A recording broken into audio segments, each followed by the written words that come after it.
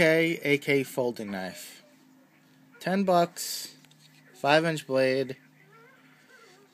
It's a piece of crap. I know it's a piece of crap compared to this.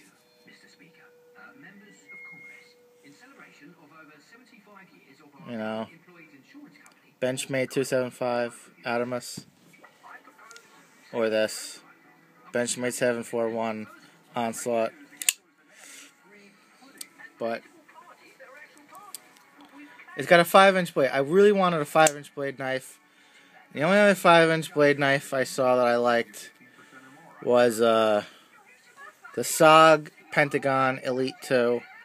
And I wasn't absolutely in love with the blade.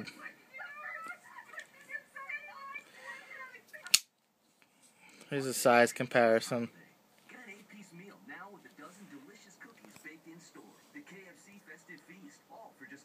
So you could see it's obviously much longer, but it's also much heavier.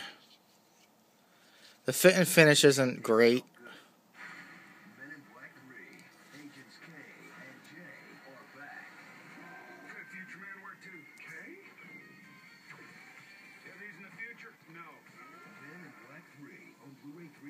You can see the button on the one side. I might actually cut that off. I'm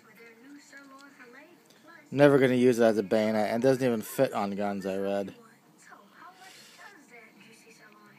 You see the blade isn't too thick, or isn't too thin, which is a plus.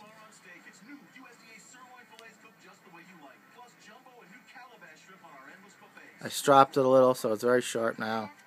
It came decently sharp from the factory, but now it's much sharper. Biscafe.